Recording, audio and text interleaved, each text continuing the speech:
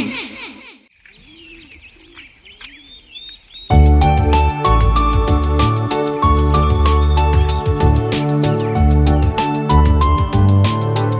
അമ്മച്ചി എന്താ നേരത്തെ പറഞ്ഞത്? മോളെ, അടുക്കളയിലോട്ടുള്ള ആ സാധനങ്ങളുടെ ലിസ്റ്റ് ഇപ്പോഴും അവിടെ ഇരിക്കുവാണല്ലോ. അത് പിന്നെ 2 ദിവസമായി കട അടവല്ലായിരുന്നു അമ്മച്ചി. ആ ശരിയായിരുന്നല്ലോ. ഇന്നു മുതൽ തുറക്കുമെന്ന് അറിയാൻ സാധിച്ചത്. എന്നാൽ മോനോട് പറഞ്ഞ് അതിങ്ങ് എടുപ്പിച്ചാലോ മോളെ. ഞാൻ ഈ കാര്യം പറഞ്ഞതാ അമ്മച്ചി. അപ്പോ മോൻ പറഞ്ഞത് അല്പം ബിസിയാണെന്നാ. അതെന്താ പെട്ടെന്നൊരു തിരക്ക്? എന്തോ എനിക്കതത്ര ക്ലിയർ ആയിട്ട് മനസ്സിലായില്ല അമ്മച്ചി. എന്തോ മാഗസിൻ എന്നോ കോണ്ടസ്റ്റ് എന്നോ ഒക്കെ പറയുന്ന കേട്ടു. അതിനി എന്ത് കോണ്ടസ്റ്റ് ആണോ ആവോ. എനിക്കിനി ഏതായാലും പുറത്തേക്കൊന്ന് പോണം. ഞാനെന്നാ ആ കൂട്ടത്തില് സാധനങ്ങൾ വാങ്ങിയേക്കാം. എന്താ അമ്മച്ചി? എന്നാ അങ്ങനെ ആകട്ടെ മോളെ.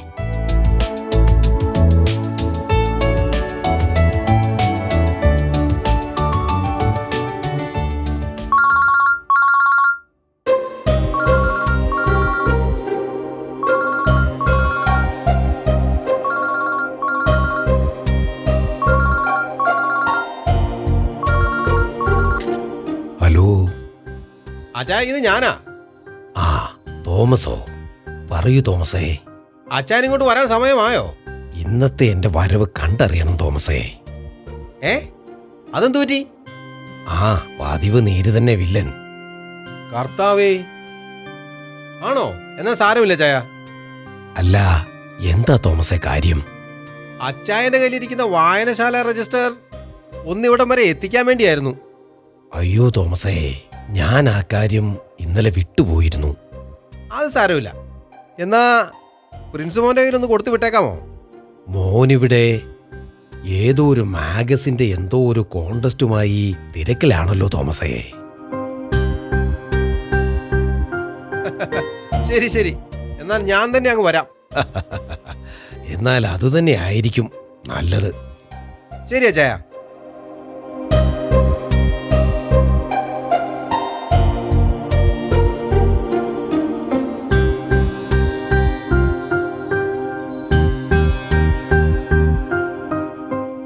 മോളെ, വിളിച്ചോ അപ്പച്ചാ?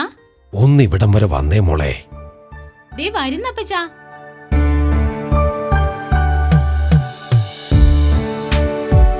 മോളെ, മോൻ ശരിക്കും എന്തിന്റെ തിരക്കിലാണെന്നാ പറഞ്ഞേ? ഏതോ മാഗസിനുമായിട്ട് ബന്ധപ്പെട്ട മത്സരത്തിന്റെ തിരക്കാ അപ്പച്ചാ. എനിക്കാണേൽ അങ്ങോട്ടൊന്ന് ചെല്ലാൻ ഇതുവരെ സമയം കിട്ടിയില്ല. ആ ഇത്രയും വരെ മോൻ എന്നോടും പറഞ്ഞോളൂ. ഞാൻ പതുക്കെ ചോദിച്ച് മനസ്സിലാക്കിക്കൊള്ളാം അപ്പച്ചാ. ശരി ശരി. ആ പിന്നെ മോളെ, തോമസ് ചിലപ്പോ ഇങ്ങോട്ട് വന്നേക്കും. നമ്മുടെ ഷെൽഫിൽ വായനശാലയുടെ 2 രജിസ്റ്ററുകളുണ്ട്. അവയെടുത്തൊന്ന് പുറത്ത് വെച്ചേക്കണേ. ശരി അപ്പച്ചാ. നീരിന് ആശ്വാസമുണ്ടോ അപ്പച്ചാ? മരുന്ന് പുരട്ടിയിട്ടുണ്ട് മോളെ.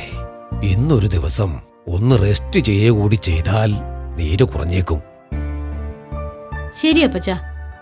ഞാനെന്നാ പറഞ്ഞതെല്ലാം എടുത്തു വെക്കട്ടെ.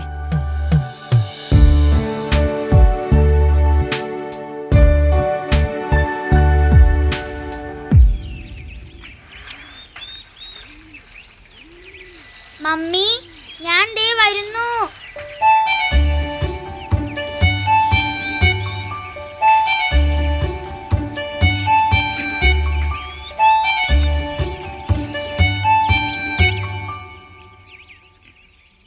സത്യം പറഞ്ഞാൽ എനിക്കൊരു താല്പര്യമില്ലായിരുന്നു. എടാ, കളി മനസ്സിലായില്ലെങ്കി നീ അത് പറ. ഓ കളി, വേറെ പണിയൊന്നുമില്ല. ഇത് അഴിച്ചു കൊടുത്തിട്ട് മാഗസീൻ സമ്മാനം തരുമെന്ന് പറയുന്നതൊക്കെ ശുദ്ധ തട്ടിപ്പാ. ഏതായാലും ഞാനും ഡ്രോയിങ്സും കംപ്ലീറ്റ് ആക്കിയിട്ടുണ്ട്. പ്രിൻസും ശരിയാക്കി കാണണം. നീയും അത് ശരിയാക്കി വയ്ക്ക്, നമുക്ക് അയക്കാം. ആ ശരി ശരി. ദേ പ്രിൻസ് വരുന്നുണ്ട്. Hi friends.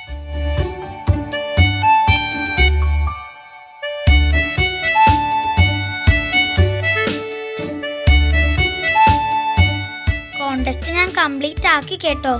നമുക്ക് നാളെ തന്നെ അയച്ചാലോ? ആദ്യം ഇതുവരെ കംപ്ലീറ്റ് ആക്കിയില്ല പ്രിൻസേ. അത് സാരമില്ല, നാളെ രാവിലെ വരെ സമയമുണ്ടല്ലോ. ആദവും കൂടി കംപ്ലീറ്റ് ആക്കിയിട്ട് നമുക്ക് അയക്കാം. എന്താ?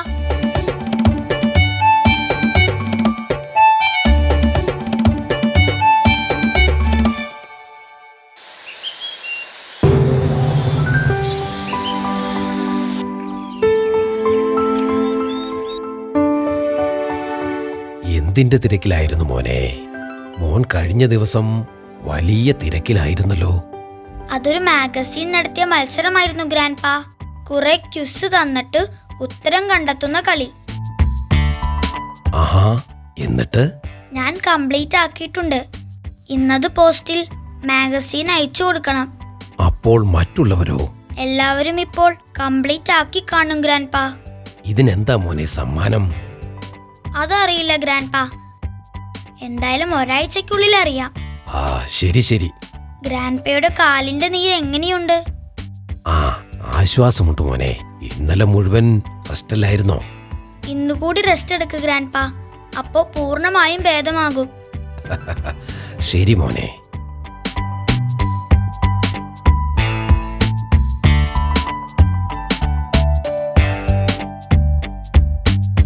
മമ്മി, ഇന്നലെ പറഞ്ഞ ലിസ്റ്റിംഗുതാ, ഞാൻ വാങ്ങിക്കൊണ്ടുവരാം. അതൊക്കെ ഇന്നലെ തന്നെ മമ്മി വാങ്ങിയായിരുന്നു മോനെ.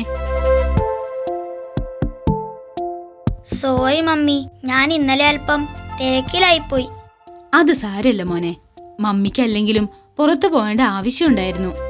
മമ്മി മുറിയിലേക്ക് വാ, ഞാൻ ആ മത്സരത്തിന്റെ ഡീറ്റെയിൽസ് പറഞ്ഞുതരാം. നല്ല രസാ. മമ്മി മുറിയിൽ വന്നപ്പോ അത് കണ്ടിരുന്നു മോനെ. ശരിക്കും നല്ല ത്രില്ലിംഗ് ആയിരുന്നല്ലേ? അതെ മമ്മി. സ്റ്റെഫിക്കും റോമിക്സിനും ആദത്തിനും ഉത്തരം കിട്ടിയോ മോനെ? ആദത്തിനൊഴികെ രണ്ടുപേർക്കും ഇന്നലെ തന്നെ കിട്ടിയിരുന്നു. ഏതായാലും ഇപ്പോൾ എല്ലാവരും പോസ്റ്റ് ഓഫീസിനടുത്ത് ഒത്തുകൂടി കാണും. മാഗസീൻ അയച്ചു കൊടുക്കേണ്ട ലാസ്റ്റ് ഡേ ഇന്നാണ്. ഞാൻ എന്നാൽ അങ്ങോട്ട് ചെല്ലട്ടെ മമ്മി. ശരി മോനെ.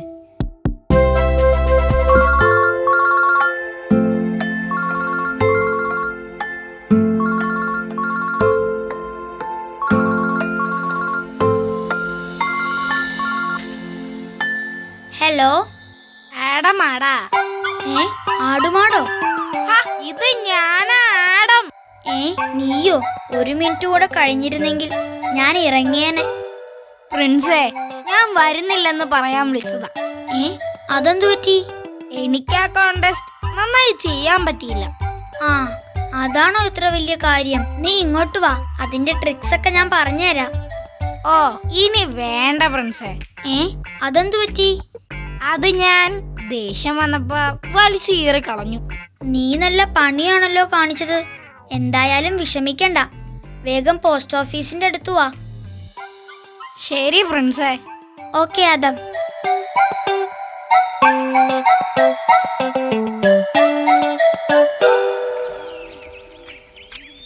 എങ്കിലും നീ അതെന്തിനാ കീറിക്കളഞ്ഞത്? അതെ, ആരോടെങ്കിലും ഒന്ന് വിളിച്ചു ചോദിച്ചാൽ പോരായിരുന്നോ? ശരിയാ, അങ്ങനെയായിരുന്നുവെങ്കിൽ ഞങ്ങളുടെ കൂടെ നിനക്കും പോസ്റ്റ് ചെയ്യാമായിരുന്നല്ലോ. ഓ, അത് സാരമില്ല ഫ്രണ്ട്സ്. എങ്കിലും അത് നീ കീറിക്കളയണ്ടായിരുന്നു. ഞാൻ ഒത്തിരി ട്രൈ ചെയ്തു പ്രിൻസേ. മനുഷ്യന്റെ ക്ഷമയ്ക്കൊരതിരില്ലേ? ടെസ്റ്റ് അത്രയ്ക്ക് ദേഷ്യം വന്നിട്ടാ ഞാനത് കീറിക്കളഞ്ഞത്. ആ, പോട്ടെ, കഴിഞ്ഞത് കഴിഞ്ഞു. അല്ല, അതിന്റെ റിസൾട്ട് വരാൻ കുറഞ്ഞത് ഒരാഴ്ച എടുക്കുമായിരിക്കും അല്ലേ? അതെ, അത്രയും ദിവസം എടുത്തേക്കും. ആ, നമുക്ക് വെയിറ്റ് ചെയ്യാം. ഇനി എന്താ നെക്സ്റ്റ് പ്രോഗ്രാം? ഗാർഡനിലേക്ക് പോയാലോ? ശരിയാ, ഇന്നലെയെങ്കിലും ഒന്ന് ആസ്വദിച്ചിരിക്കാൻ പറ്റിയില്ല. എങ്കിൽ വാ, പോകാം.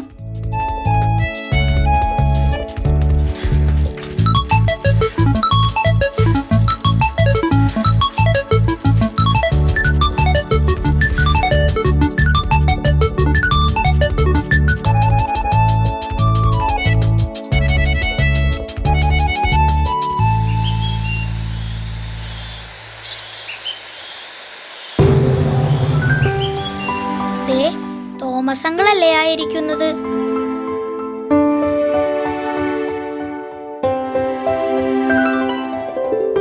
Hi uncle. എനിക്കറിയാമായിരുന്നു മക്കളെ നിങ്ങളിപ്പോ ഇവിടെ വരുമെന്ന്. ഞാനിങ്ങോട്ടേക്ക് വരാമെന്ന് പറഞ്ഞത് കാര്യമായി. പറയൂ, എന്തുണ്ട് അങ്കിൾ വിശേഷം? ഗ്രാൻഡ് പാ നിങ്ങളുടെ മത്സരത്തെ കുറിച്ച് എന്നോട് പറഞ്ഞിരുന്നു. എല്ലാവരും അത് മാഗസിൻ അയച്ചു കൊടുത്തായിരുന്നല്ലോ അല്ലേ? ആ മാഗസിന്റെ എഡിറ്റർ അങ്കിളിന്റെ ഒരു സുഹൃത്താണ്. ഇന്നലെ വരെ ആരും ഒരു പോസ്റ്റ് പോലും അയച്ചിട്ടില്ലെന്നാ അദ്ദേഹം എന്നോട് പറഞ്ഞത്. ഞങ്ങൾ 3 പേർ മാത്രമേ അയച്ചിട്ടുള്ളൂ അങ്കിൾ. ആദത്തിന് അയക്കാൻ പറ്റിയില്ല. ആണോ? അങ്ങനെയെങ്കിൽ 3 സമ്മാനം ഏകദേശം ഉറപ്പാക്കാം. എന്റെ പൊന്നും കുരിശ് മുത്തപ്പ, പെട്ടല്ലോ. ഞാൻ ഈ കാര്യം ഒന്ന് സൂചിപ്പിക്കാനാ മക്കളെ നിങ്ങളെ കാത്തിരുന്നത്.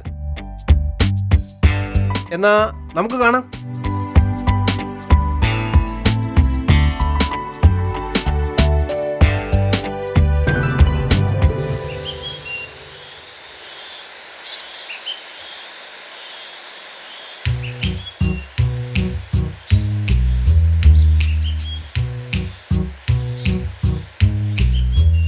പ്രിൻസിനെ കാണുന്നില്ലല്ലോ. ഇവനെന്താ എനിക്ക് പഠിക്കുകയാണോ? അല്ല, എപ്പോഴും ലേറ്റ്.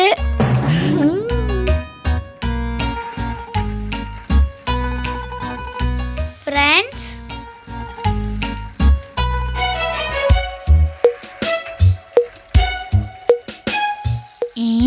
വലിയ സന്തോഷത്തിലാണല്ലോ.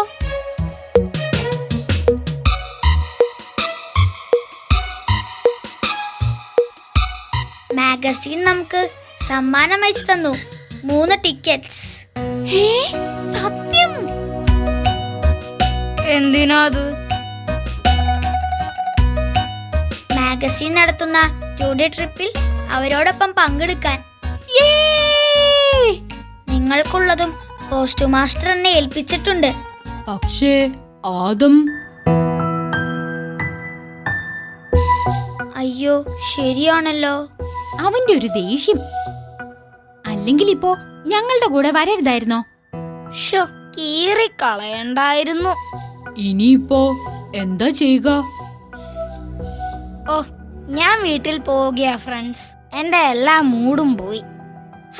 ആദം, നീ ഇത്ര സില്ലി ആവല്ലേ. നീയില്ലാതെ ഞങ്ങൾ പോകുമോ? ഞങ്ങൾ നിന്നോട് പറയാതെ അല്ലേ പോവുള്ളൂ. കണ്ടോ കണ്ടോ, അവനൊരു തമാശ പറഞ്ഞതല്ലേ. ആദം, നീ വേണമെങ്കിൽ എന്റെ ടിക്കറ്റ് എടുത്തോ. അപ്പോൾ പ്രശ്നം തീരുമല്ലോ. അപ്പൊ പ്രിൻസോ? കഴിഞ്ഞ ആഴ്ച ഞങ്ങൾ ടൂറിന് പോയതിന്റെ ക്ഷീണം ഇതുവരെ മാറിയിട്ടില്ല. എന്നാലും നമ്മൾ 4 പേരും ഇല്ലെങ്കിൽ സത്യം പറഞ്ഞ എനിക്കൊരു താല്പര്യമില്ല എങ്ങും പോകാൻ. എനിക്കും ആ ഒരു അഭിപ്രായമാ. എങ്കിൽ നമുക്ക് ഈ ടിക്കറ്റ് മറ്റാർക്കെങ്കിലും നൽകിയാലോ? ദേ, അതാ നല്ലത് പ്രിൻസേ. അതെ. എന്നാൽ ഇനി ആ വഴിക്ക് നീങ്ങാം.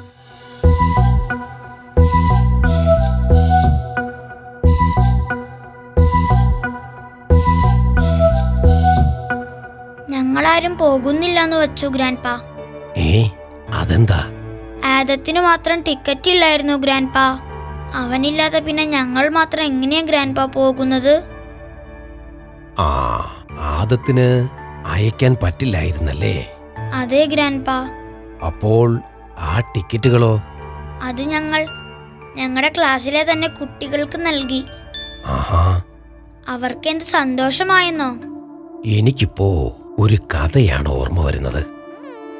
പ്രിൻസുമോനെ, സ്വയം ശൂന്യവൽക്കരിക്കുന്നതിന്റെ മഹത്വം വെളിവാകുന്ന ഒരു കഥ. എങ്കിലതൊന്ന് പറയൂ ഗ്രാൻഡ്പാ. ശരി, അങ്ങനെയെങ്കിൽ നിങ്ങളും ഒന്ന് ശ്രദ്ധിക്കണേ.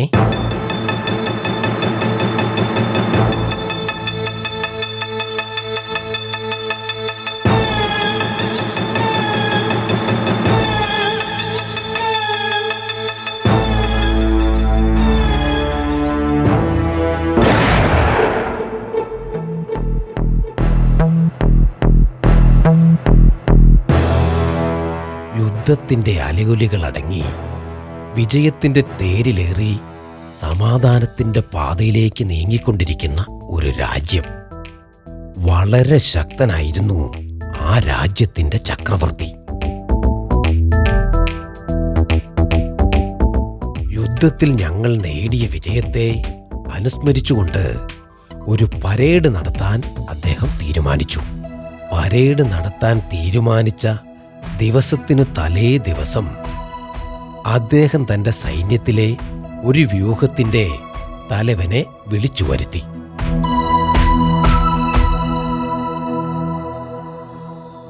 ശേഷം അയാളുടെ മഹത്വങ്ങളെ പുകഴ്ത്തി പരേഡിൽ ആദരിക്കപ്പെടുവാൻ യോഗ്യനാണെന്നും അറിയിച്ചു. എന്നാൽ ചക്രവർത്തി മറ്റൊരു കാര്യം കൂടി പറഞ്ഞു. താങ്കൾക്ക് ലഭിക്കേണ്ട ആദരവ് മറ്റൊരാൾ അവകാശപ്പെട്ടിരിക്കുകയാണ്. സ്തംഭിച്ചുപോയ ആ വ്യൂഹത്തിന്റെ തലവൻ തനിക്ക് അർഹതപ്പെട്ടത് തനിക്ക് തന്നെ നൽകണമെന്ന് അപേക്ഷിച്ചു. അപ്പോൾ ചക്രവർത്തി, താങ്കൾ ഒരു ക്രിസ്ത്യാനിയല്ല, ആ സ്ഥാനം മറ്റൊരാൾക്കായി ഉപേക്ഷിച്ചുകൂടെ എന്ന് ചോദിച്ചു. അയാൾ അല്പനേരം ചിന്തിച്ചു നിന്നു. തുടർന്ന് താങ്കൾ തയ്യാറാണെന്ന് ചക്രവർത്തിയെ അറിയിച്ചു.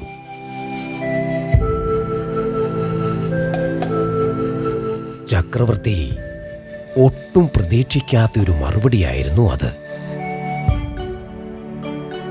അദ്ദേഹം പറഞ്ഞു, നിങ്ങളുടെ വിധേയ മനസ്ഥിതി എന്നെ അത്ഭുതപ്പെടുത്തിയിരിക്കുന്നു. സ്വയം ശൂന്യവൽക്കരിക്കുന്നവർക്ക് മാത്രമേ ഉയർച്ചയുണ്ടാവൂ.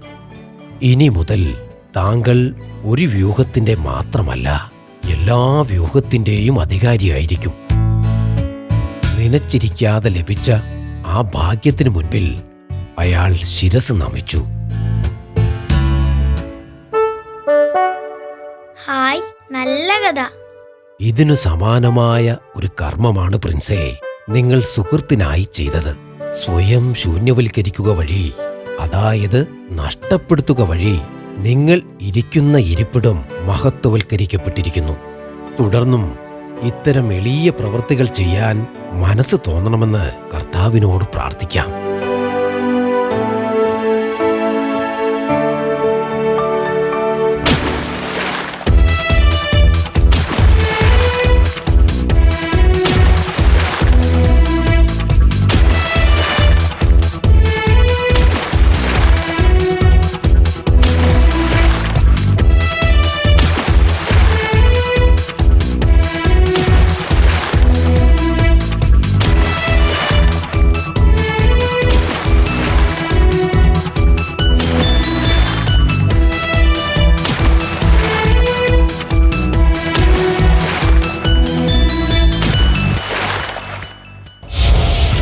Prince and Friend.